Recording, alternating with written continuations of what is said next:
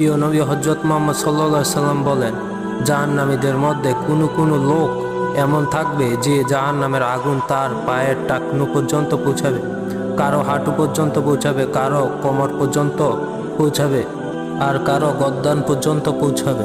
অর্থাৎ যার গুনাহ বেশি তার সাজা বেশি, যার গুনাহ কম তার শাস্তিও কম।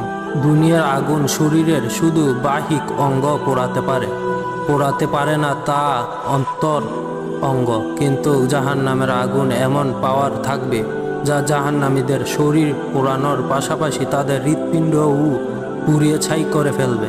আল্লাহ তাআলা বলেন, এটি আল্লাহর প্রজ্বালিত অগ্নি যা তাদের হৃদয়কে গ্রাস করে ফেলবে। দুনিয়ার আগুন লাল বর্ণের হয়ে থাকে, কিন্তু জাহান্নামের আগুন তীব্র উত্তপ্ত হওয়ায় দরুন কালো বর্ণের হবে। আবু হুরায়রা রাদিয়াল্লাহু তাআলা আনহু থেকে বর্ণিত, তিনি বলেন,